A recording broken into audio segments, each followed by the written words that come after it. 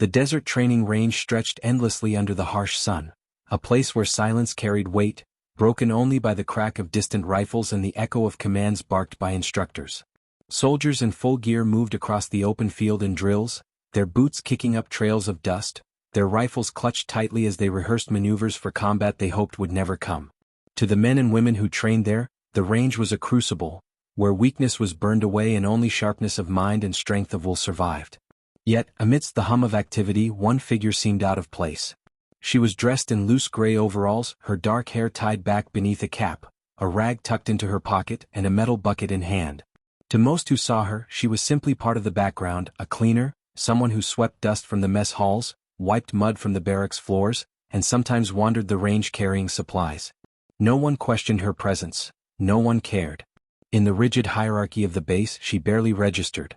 Some recruits nodded to her out of habit, a few whispered jokes about how she always seemed to appear unnoticed and vanish the same way, but for the most part she was invisible. The soldiers focused on their weapons, their drills, their commander's orders, while she pushed a mop or scrubbed benches. Yet the truth about her was a reality no one suspected, a secret buried under layers of ordinary routine.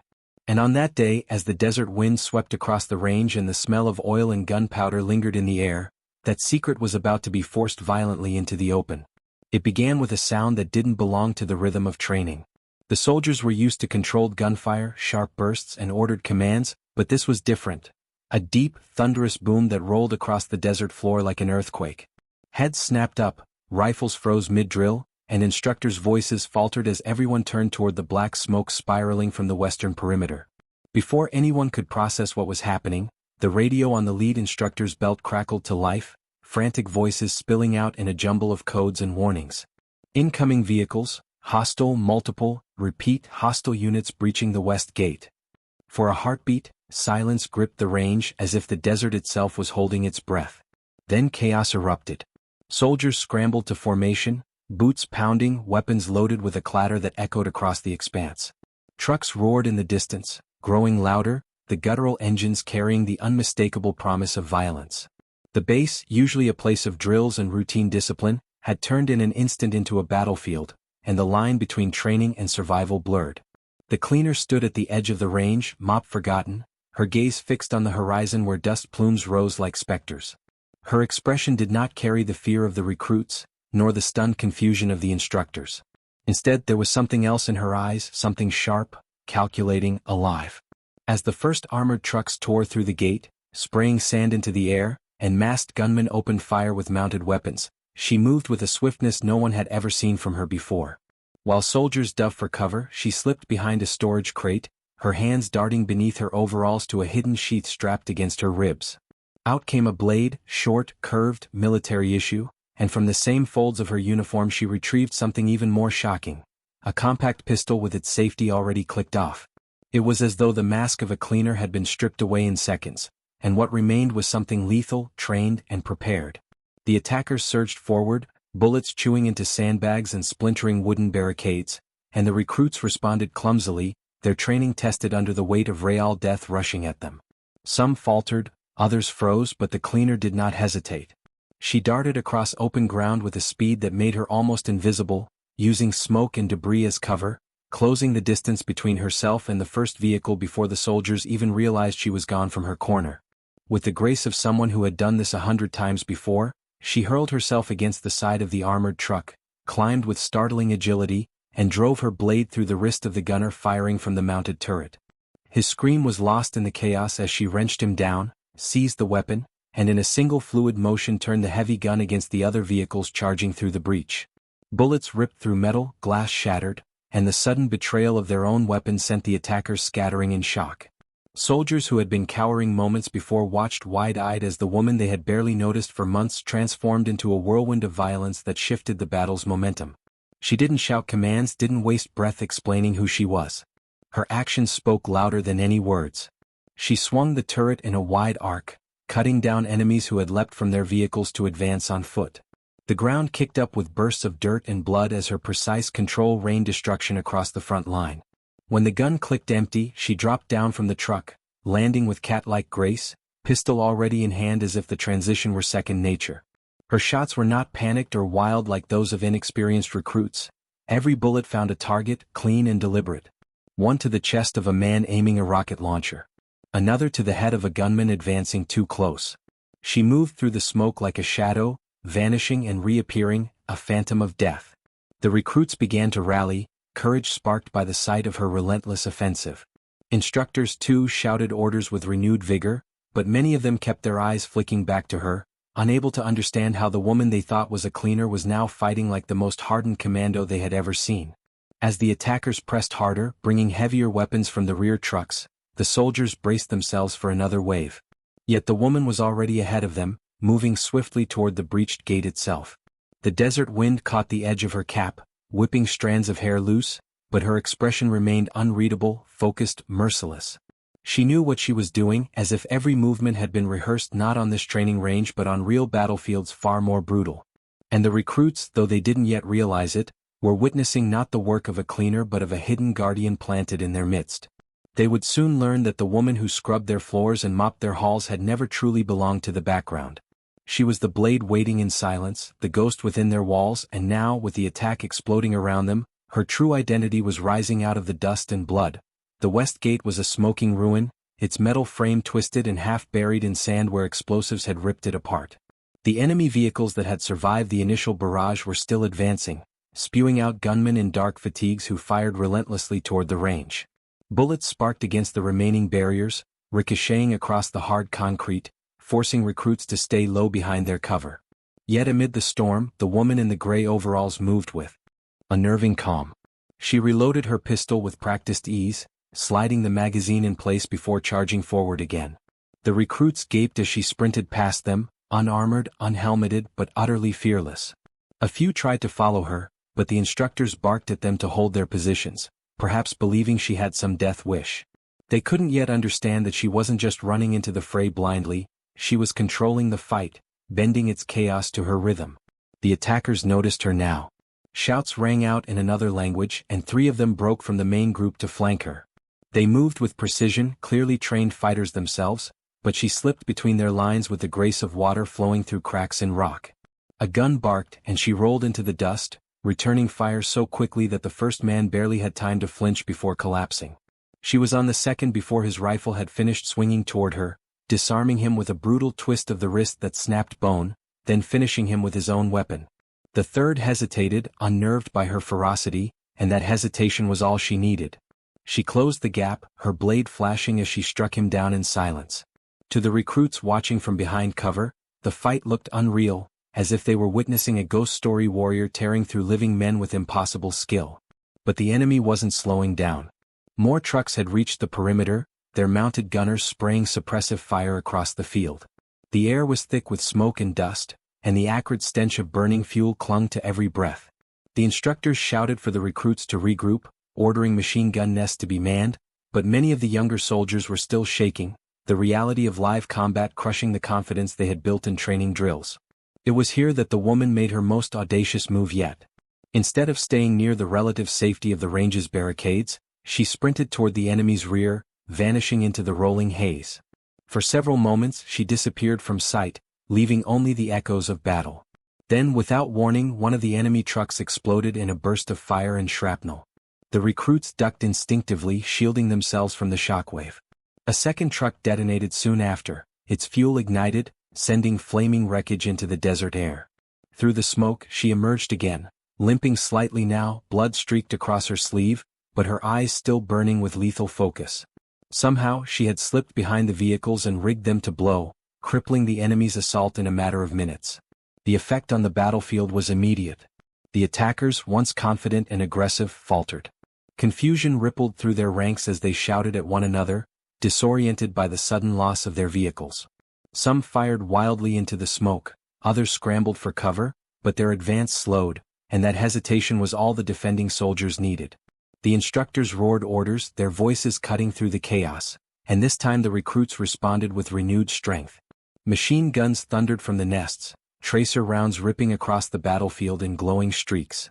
Snipers positioned along the towers picked off enemies one by one, their scopes finding targets in the haze. What had started as a desperate defense now tilted into a counterattack, and at the heart of it all was the woman they had thought was only a cleaner. As she moved back toward the soldiers' lines, Several recruits stared at her in disbelief. One young private, no older than 20, whispered, "Who is she?" The question carried through the group, but no one had an answer. The instructors didn't know either, though some of them had suspicion in their narrowed eyes. Whoever she wasn't ordinary, not by a long shot. Still, questions would have to wait. The fight was far from over. From the distance came the heavy rumble of more engines, deeper this time, and the recruits felt their stomachs sink. The first wave had been meant to breach the base, but this was the hammer strike.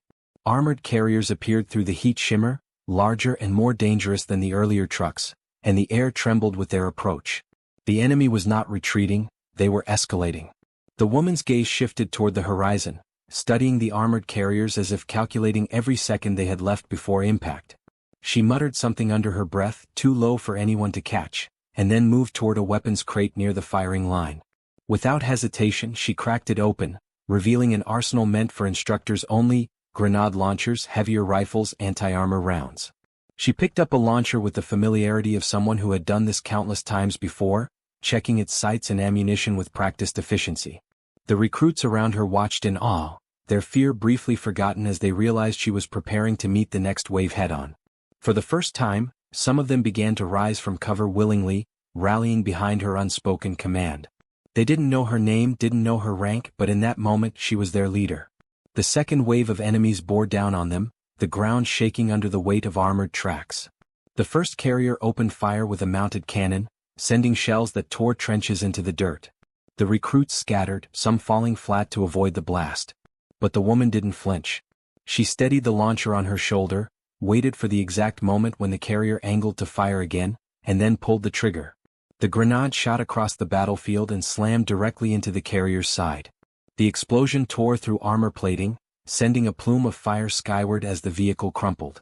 Cheers erupted from the recruits, their terror cracking into raw adrenaline. She didn't stop there. Reloading swiftly, she targeted the next vehicle before it could adjust its aim. Another explosion, another fiery wreck. The enemy's advance was staggered, their momentum shattered. For a moment, hope surged across the range. The recruits shouted, their voices echoing with a newfound unity. But the woman did not celebrate.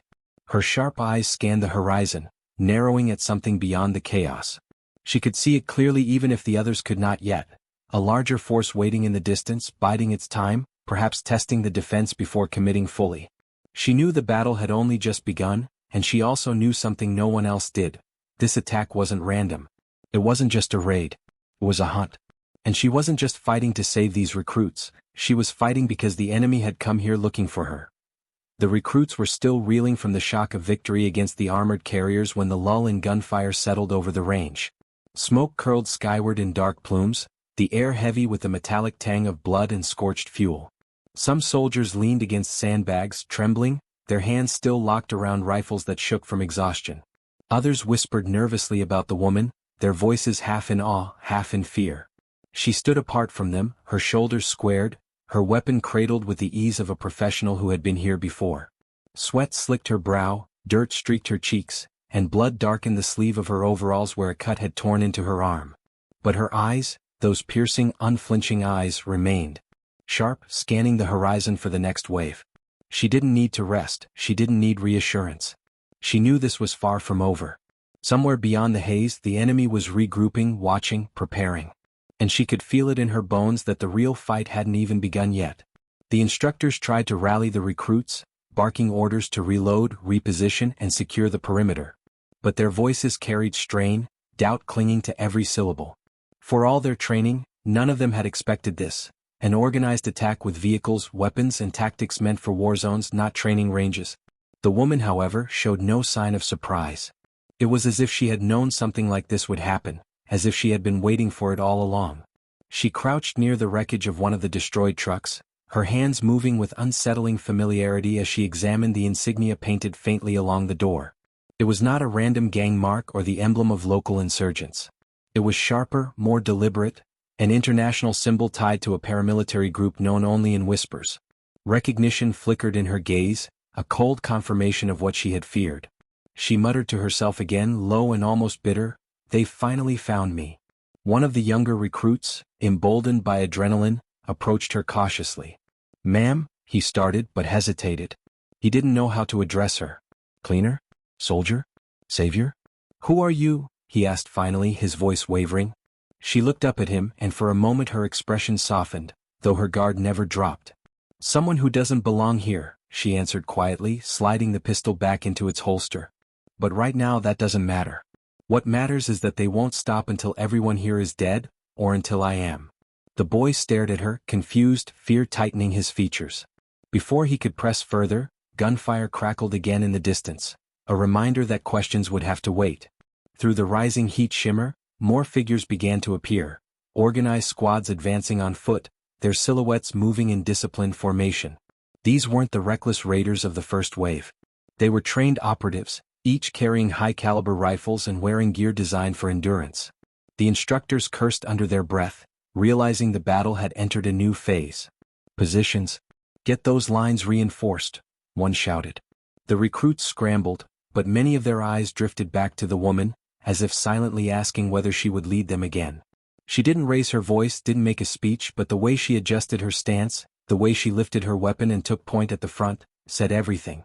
They followed her without needing to be told. The enemy firestorm erupted before they could fully brace.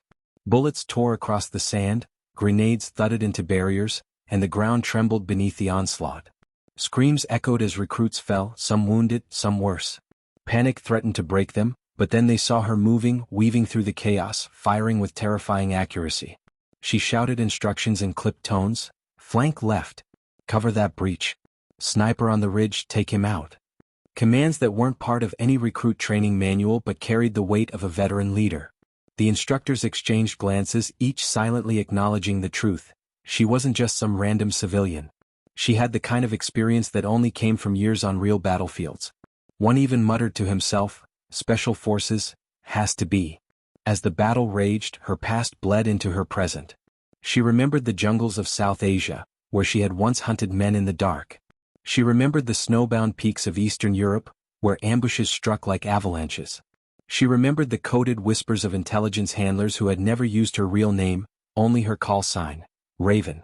She had left that world behind, or so she thought. She had buried Raven beneath a mop and bucket, choosing invisibility over endless violence. But now the ghosts of her past had clawed their way back into her life, armed and determined, and she knew why. The enemy advancing on the range wasn't here for territory or supplies. They were here for her. A rocket streaked across the field, striking one of the machine gun nests and sending soldiers sprawling. The shockwave knocked her to the ground, but she rolled back to her feet, teeth clenched, ears ringing. She grabbed a fallen recruit's rifle and unleashed a barrage toward the ridge where the launcher had fired, cutting down the man who had targeted them. Her movements were fluid, instinctive, like breathing. Around her, the recruits fought harder, their fear tempered by the knowledge that she was fighting with them. For the first time, they weren't just reacting, they were striking back, pushing the enemy's advance with growing confidence. Still, the enemy pressed relentlessly, their formation tightening, their fire coordinated. They weren't trying to overwhelm through numbers alone, they were hurting the defenders, pushing them into a bottleneck. And she understood why. They wanted to isolate her, separate her from the rest, capture her alive. Her stomach clenched at the realization. She couldn't let that happen, not for her own sake but because if they took her, the recruits would pay the price. She glanced at the soldiers around her, young faces smeared with dirt and sweat, their eyes burning with fear and hope. They didn't deserve to die for her past. Making a snap decision, she broke from the line, sprinting along the side of the range toward the enemy's flank. Bullets chased her steps, but she didn't slow. She knew the recruits and instructors would try to cover her, but she didn't count on them. This was her burden. If she could draw the enemy's attention, pull them away from the trainees, then maybe they would have a chance to survive. Her legs pounded against the sand, her breath steady, her mind sharp. Behind her, the range burned with fire and chaos. Ahead, the enemy loomed, shadows in the smoke. And as she closed the distance, she whispered to herself words she hadn't spoken in years, words that once defined her, Raven flies alone. She hit the enemy's flank with the force of a storm, moving like a shadow through smoke and fire. The attackers had been advancing in perfect formation, pressing the recruits into a choke point, but they hadn't expected her to break ranks and strike from the side. Her rifle cracked sharp and steady, dropping the first two men before they even turned their heads. She dove behind a half-burned truck, using it as cover while she swapped magazines, then rolled out the other side to fire again. The precision of her shots carved holes into their advance, forcing them to split their attention. The sudden disruption was enough to fracture their rhythm, and Raven knew that a broken rhythm in battle was a death sentence. She pressed harder, her movements relentless, her figure barely visible as she shifted from cover to cover. Every pull of the trigger was controlled, deliberate, each kill executed with the ruthless efficiency of a soldier who had lived too long on the knife's edge. The enemy, realizing their flank was collapsing, redirected a squad to intercept her. Shouts echoed in their language, orders barked urgently, and half a dozen men advanced on her position. Raven didn't retreat. Instead, she moved toward them using the terrain as her weapon. She vanished behind wreckage, appeared again at another angle, and struck from unexpected directions. Grenades thumped into the sand, throwing dirt and shrapnel into the air, but she slipped through it, closing the gap until the fight became brutal and personal. One attacker swung the butt of his rifle toward her head, but she ducked low, driving her blade into his side before twisting free. Another lunged at her, and she snapped his arm, disarming him in a fluid motion before finishing him with his own weapon. Blood sprayed across her gray overalls, staining the disguise she had worn for so long, but she didn't falter. Each kill was clean, silent inside her mind, another tally added to the ledger she had never been able to erase. The remaining men hesitated, unnerved by the ferocity of her assault, and that moment cost them dearly. She flung a smoke grenade into their midst, the thick cloud enveloping them. In the confusion, she slipped inside, her silhouette a phantom among shadows, her strikes swift and final. By the time the smoke cleared, all 6 lay broken on the ground, their weapons scattered uselessly in the sand. Raven emerged from the haze, her chest heaving, but her eyes still cold, still calculating. For a heartbeat, the battlefield seemed to pause. Even the recruits who had been firing from the range stopped for a moment as they saw her standing alone amid the fallen, the image of a warrior risen from the ashes of anonymity. But she knew better than to think this was victory. These weren't just fighters sent at random. They were too coordinated, too precise. They were a probing force testing her strength, drawing her out. She scanned the wreckage and found confirmation in a detail most would have overlooked. Small devices clipped to the belts of the fallen, blinking faintly with red light. Trackers. They weren't here just to destroy the base. They were marking her position, feeding it back to a larger command force somewhere beyond the horizon. Her stomach sank. The attack wasn't just meant to flush her out. It was meant to keep her occupied until the real trap closed in. As she pieced this together, a shout cut through the chaos. One of the instructors, bloodied but unbowed, was waving at her from behind the sandbags. "We're being pushed back. We can't hold much longer." The recruits were faltering again, their lines buckling under relentless fire. Raven's jaw tightened. She couldn't stay on the flank any longer. As much as she wanted to hunt deeper into the enemy ranks and uncover their full strength, she knew the recruits would collapse without her. With a final glance at the trackers, she sprinted back across the field, weaving through flying bullets and explosions until she slid behind the barricades alongside the soldiers. Their relief was visible the moment she returned. The recruits straightened, their firing steadier, as if her presence alone anchored them. She shouted orders again, guiding them through movements they'd never practiced in drills but executed now as if they had trained for years. They shifted lines, set up overlapping fields of fire, and began striking with greater effect. It was still a desperate defense, but it was no longer a hopeless one. Raven fired between commands, cutting down enemies with the same ruthless precision, her blade flashing when they got too close. And yet, in the back of her mind, she knew time was slipping away. Through the smoke, she caught sight of movement beyond the enemy lines. Larger shadows, armored vehicles waiting just outside the range. They hadn't committed yet. They were watching, waiting. And she understood why. They weren't here for the recruits. They weren't even here for the base. They were here for her, and the smaller squads were only meant to bleed her strength until she was cornered. She felt the weight of that knowledge pressing on her chest. If she stayed with the recruits, they would all be slaughtered in the crossfire of a battle meant for her. If she left, she might draw the enemy away, but she would also be abandoning the very people who now looked to her as their only hope. A grenade detonated close by, sending sand spraying across the barricade.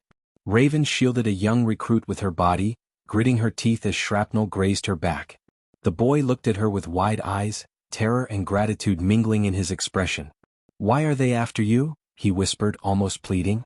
She didn't answer. She couldn't. To admit the truth would mean unraveling everything. Her past, her sins, the mission she had vanished from. Instead, she gave him a tight nod and said, "Focus on surviving. That's all that matters right now." She rose again, firing, her silhouette outlined against the burning wreckage behind them. The enemy pressed forward once more, relentless as the desert sun. But Raven was unyielding, her will as sharp as the blade in her hand. Around her, the recruits clung to their courage, drawing strength from her defiance. The range had become a crucible, and in its fire they were being forged into something more than trainees. Yet Raven knew the battle's end would not be determined here at the barricades. The true war waited just beyond the smoke, where the real enemy still lingered, patient, watchful, and waiting to strike when she was finally exposed. The desert trembled under the weight of engines, a low, guttural rumble that grew louder with every second. Raven's sharp eyes locked on the horizon, where the shadows she had glimpsed earlier were now breaking through the smoke, armored transports, heavy carriers, and vehicles bristling with mounted guns. They advanced in a staggered line, slow and deliberate, like predators closing in on wounded prey. The recruits, already stretched thin from the last wave, stiffened in terror. Their weapons trembled in their hands, their breathing ragged as they realized the nightmare was not over, it was only beginning. Instructors shouted desperately to hold formation, to reload, to steady themselves, but even their voices cracked under the weight of what was coming. This was no longer a skirmish. This was war. Raven felt the pull of it deep in her chest, a familiar heaviness she thought she had buried with her past. They hadn't just sent raiders or scouts this time. They had sent the hunters, the core of their force, and they were coming for her with ruthless precision. The first carrier opened fire with its mounted cannon, a deafening roar that tore a trench into the sand just meters from the barricade. The explosion flung recruits backward, their screams drowned by the ringing in their ears. Raven yanked two of them to their feet, dragging them into cover as more shells slammed into the range. Shards of metal and concrete filled the air, and for a moment it seemed as though the barricades would collapse entirely. She didn't hesitate. Snatching the grenade launcher she had claimed earlier, she steadied herself against the sandbags and fired at the advancing carrier. The round streaked across the open ground and detonated against its armor, rocking the vehicle but not stopping it. These machines were heavier, reinforced for war zones far deadlier than this training range. She grit her teeth and fired again, targeting the wheels this time. Sparks burst as the tires shredded, sending the vehicle lurching sideways until it slammed into the wreck of a truck and halted, smoke pouring from its engine. The recruits cheered weakly, but Raven didn't allow them to celebrate. More carriers were pushing forward, and 4